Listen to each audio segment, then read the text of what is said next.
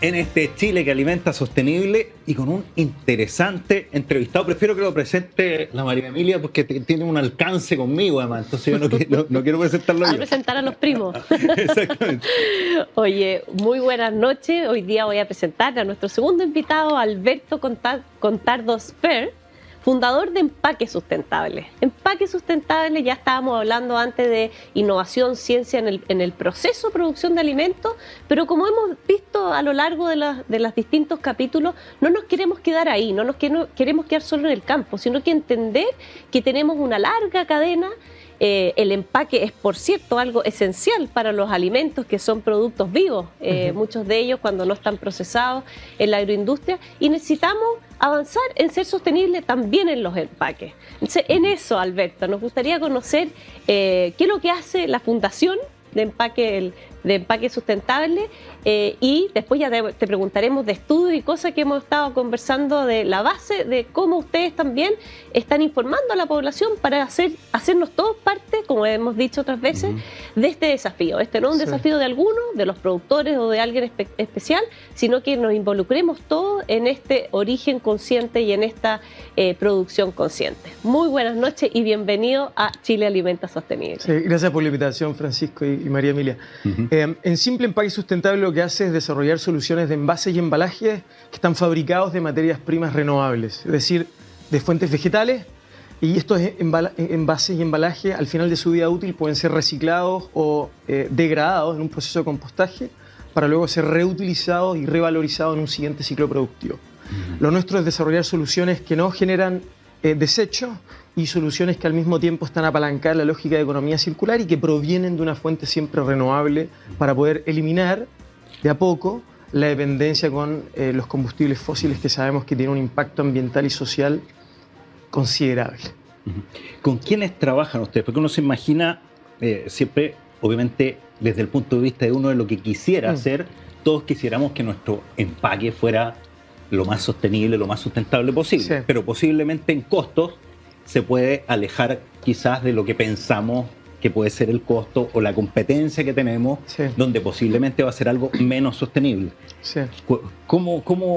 ¿Quiénes están ingresando, quiénes están tomando este tipo de producto y cuál es el convencimiento que hay detrás? Sí, una súper buena pregunta. Mira, hoy día estamos trabajando particularmente con empresas de food service y de retail, clientes internacionales, multinacionales como IKEA, Aramark, y también clientes locales que están en el mundo de alimentos como empresas como Ford, Fortunata, plataformas también de despacho de alimentos. Eso, digamos, el 80-20 de nuestro negocio está enfocado en esa industria hoy. Sí hemos tenido buenos contactos también con la industria agrícola principalmente. Desde el 2019 hemos tenido reuniones con productores y exportadores de fruta principalmente. Y ahora, a partir de una evolución también en la forma de ver el negocio, principalmente pensando en los mercados de destino para el mundo agrícola, que han comenzado a implementar ciertas leyes donde se eliminan los envases plásticos en el retail, en el supermercado. Hemos vuelto a tener contactos desde el año pasado, del 2022, con empresas exportadoras de fruta, por ejemplo. Entonces, nuestro mercado de a poco empieza a crecer desde el food service o el consumo de alimentos en Chile hacia tomar contacto con empresas agrícolas en Chile que están comenzando a exportar su producto. Y en ese contexto existen muchas soluciones de envases y embalajes circulares hechos de materiales renovables, tanto que se pueden utilizar en el proceso productivo de la fruta o de los vegetales, como también aquellos que se pueden utilizar en la exportación y en la exhibición en el supermercado o en la tienda, en el punto final. Oye, Alberto, yo quiero dar un pie atrás. A mí, siempre me ha interesado conocer qué es lo que mueve a un fundador a hacer lo que estás haciendo. ¿Dónde te incomodaste? ¿Qué es lo que viste que te hizo emprender en esto de empaque sostenible? Sí, buena pregunta.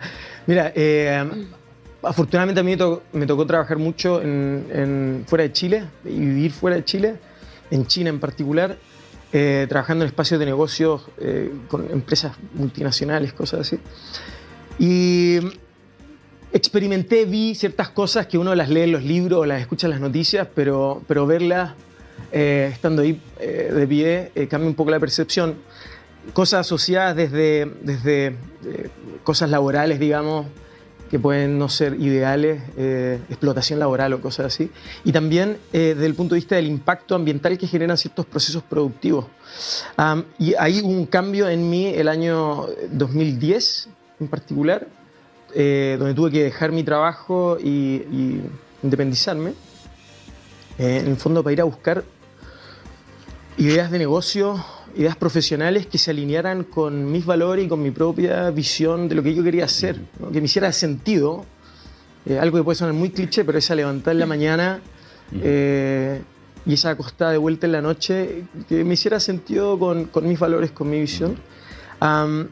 Y lamentablemente tiene que ver con haber visto cosas que no están bien, de nuevo, desde el punto de vista del tratamiento de las personas y también del medio ambiente. Y ahí se genera este cambio. Un cambio que te lleva, ¿no es cierto?, a desarrollar un proyecto como este, y que entiendo que está también avalado por ciertos estudios. Hay un estudio científico realizado por PLOS ONE que justamente salió hace poco y tú nos comentábamos fuera de micrófono también, que sustenta bastante lo que ustedes están haciendo. Sí, ese estudio que tú mencionas, Francisco, lo que hace es mostrarnos cómo la producción de plásticos virgen está en aumento en los últimos años, en particular con respecto al año 2021, ahora al 2022, el estudio es del 2022, han aumentado considerablemente, y la proyección de crecimiento en la producción de plásticos virgen al 2027 sigue creciendo de forma exponencial. O sea, a pesar de lo que uno pudiese esperar, de que la inversión en combustibles fósiles y todos los materiales derivados de los combustibles fósiles debería decaer en el corto y mediano plazo, esto sigue creciendo. De hecho, las top 20 compañías en el mundo en el desarrollo de petroquímicos, sus proyectos de crecimiento están totalmente en expansión y son los principales responsables no solamente de la producción de estos materiales, sino también del impacto ambiental asociado. Y no es menor porque más del 60% de las emisiones de CO2 que están en el plástico, ya sea plástico para un textil, plástico para un embalaje, plástico para una pieza de un auto, plástico para cualquier cosa, más del 60% de las emisiones de CO2 que están en ese material provienen del proceso extractivo y productivo del petróleo únicamente. Algo que uno tiende a disasociar. A no tenerlo medido necesariamente. Correcto. Por lo tanto, si yo hago un estudio de ciclo de vida y quiero medir la huella de los productos que estoy fabricando o comercializando, y yo defino el estudio entre un espacio que excluye el proceso productivo del petróleo, lógicamente la data resultante va a ser sumamente positiva. Sí. Pero si yo hago un estudio desde la cuna hasta la muerte, como se dice en jerga científica, puedo hacer una medición que incluya el proceso extractivo de la materia prima esencial hasta la tasa de revalorización de su residuo y el impacto que tiene esa revalorización en emisiones de CO2. Oye, qué importante lo que nos dices, Alberto, en el sentido que cuando uno abre el proceso completo, entiende también de dónde vienen las materias. Y ahí quiero llevarte quizás a algo que para nosotros ha sido un tema de conversación en otros programas, que es, por ejemplo, la utilización de la celulosa en soluciones sustentables o sostenibles.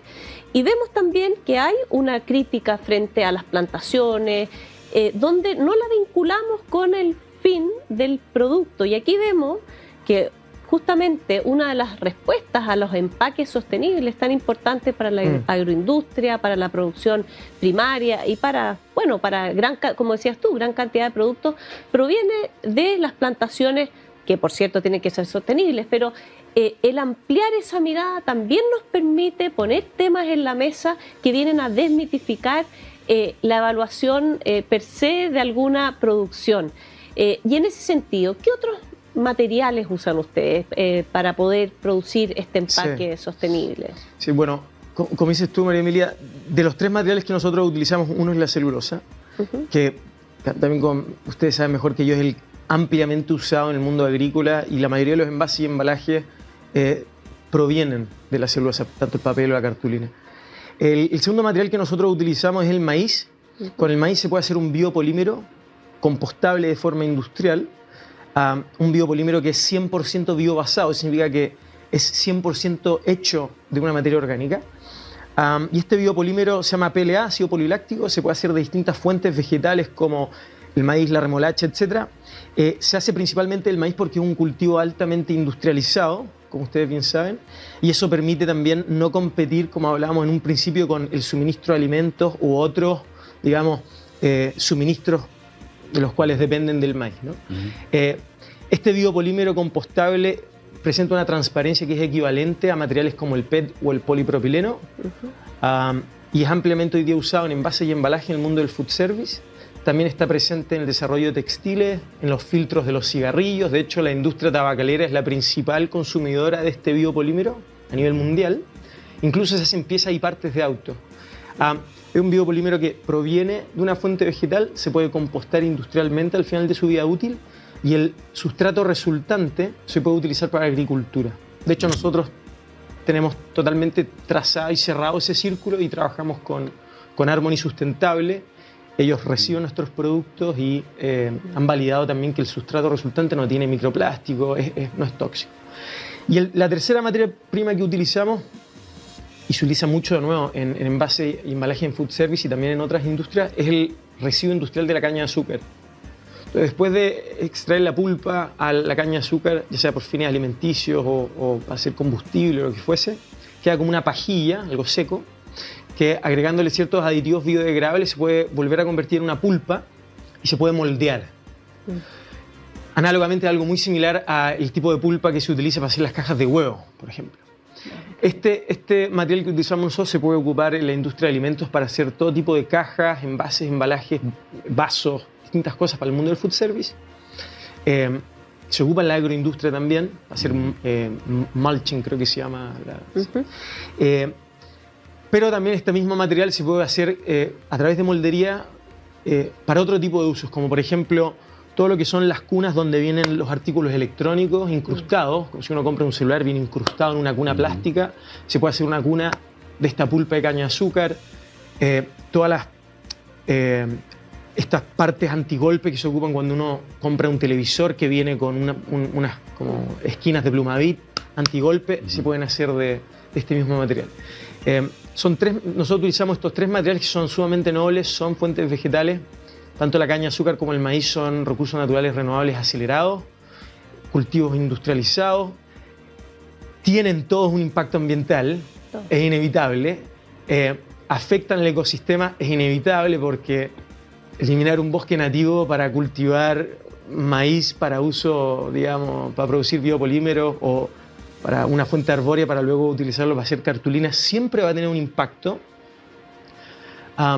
En ese contexto nosotros buscamos fuentes que estén certificadas para poder controlar un poco, cuantificar el impacto y al mismo tiempo para instalar esa narrativa donde las cosas deben estar medidas para luego poder ser corregidas. Solo un paréntesis, en Chile desde ya hace varios años ya no se permite la tala de bosque nativo para ningún en el fondo uso. O sea, en el fondo ya por lo menos de Chile podemos decir que no hay reemplazo de bosque nativo por plantaciones o por pastos o por distintos cultivos y en eso, claro, son otros reglamentos que nos van ayudando a tener esta estructura. Puede quedarse tranquilo, Alberto, respecto de ese tema. Todos estamos tranquilos, es que, ¿sabes qué? Parte importante de este programa es justamente informar y muchas veces uno tiene esa duda, oye, y yo las plantaciones, porque justamente hay un tema ahí como desconocimiento, pero las plantaciones en Chile no reemplazan al bosque nativo. Lo reemplazaron en algún momento, pero principalmente las plantaciones están en suelos degradados, que necesitan además cultivos que les permitan en el fondo mejorar su estructura, etcétera. Entonces, también para poder informar eso, que es importante para no quedar con la duda, pues no quedamos con la duda. Y quienes están obligados a tener un plan de manejo también de lo que tengan. Entonces, la verdad que está bastante bien ya resuelto, es una buena cosa. El país ha ido avanzando en ese tema.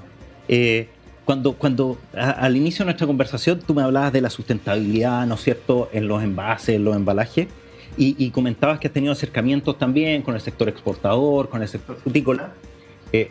Inmediatamente me imaginaba yo el desafío post cosecha, del tiempo post cosecha. ¿Cómo lo hacemos? ¿Hay alguna posibilidad de resolverlo esto con este tipo de embalaje, que poder llegar a destino, o tiene que ser complementado necesariamente con otro tipo de embalaje? Porque está el tema de la atmósfera modificada, hay una serie de aspectos que hay que controlar ahí.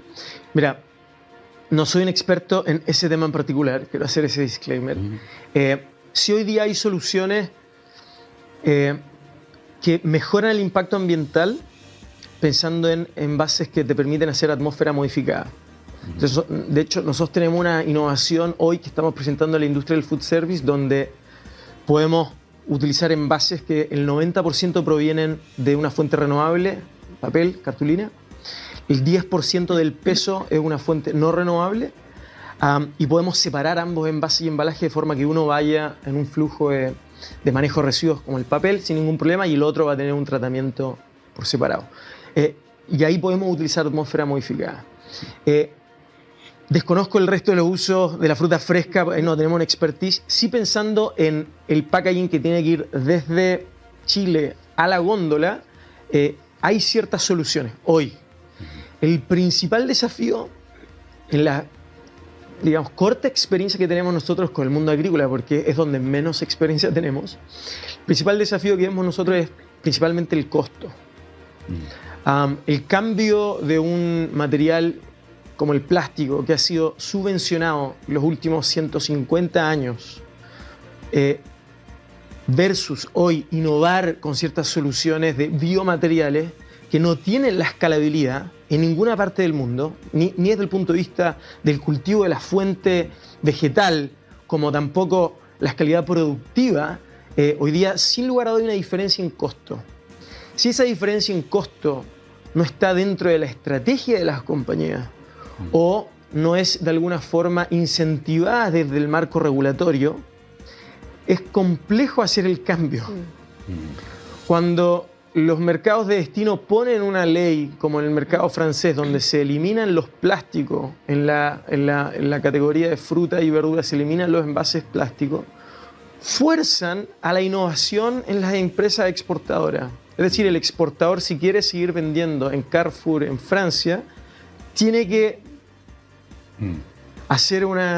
tiene que innovar, va a tener que repensar sus costos y de alguna forma también ver cómo revaloriza su marca, su empresa desde la innovación sustentable, entendiendo que estas son innovaciones que si no se comunican pierden valor, el valor queda cautivo. Y es la misma lógica que utilizamos, digamos, con estas subvenciones o estos costos sombras que nadie paga, lo ponemos bajo la alfombra. Si ocupamos la misma lógica con estas innovaciones sustentables, donde no las comunicamos y no las rentabilizamos desde el consumidor, desde los indicadores ASG y una serie de otros factores, hacemos un poco lo mismo, dejamos el valor bajo la alfombra en vez de rentabilizarlo. Entonces hoy día el mayor desafío en nuestra experiencia es principalmente el costo. Han pasado 3 meses desde el primer Chile Alimenta Sostenible, cuando estuvimos hablando acá con Guido Girardi, ¿no es cierto? ¿Te acuerdas, María Emilia? Y volvemos a estos mismos temas que tienen que ver también un poco con cómo incentivamos, con cómo regulamos, con cómo desde lo público también, etcétera. El sacarse ciertos paradigmas, el de repente, bueno, uno pensar, porque aquí hay gente que puede ser muy liberal, muy pro Estado, etcétera.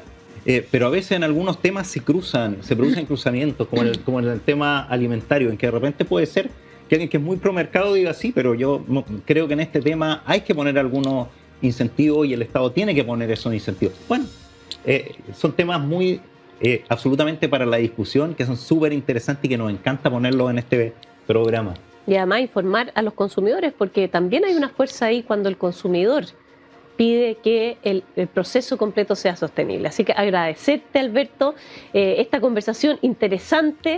Esperamos tenerte también. Siempre decimos, vamos a convidarte de nuevo para saber más, porque tenemos que informar y el Chile Alimenta Sostenible va hacia eso, a que todos tomemos decisiones y vayamos avanzando en incorporar los reales costos a lo que consumimos.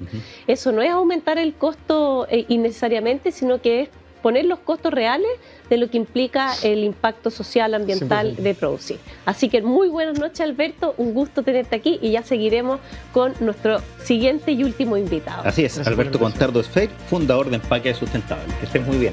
Vamos a una pausa y estamos de vuelta. Conoce el Grupo BCL.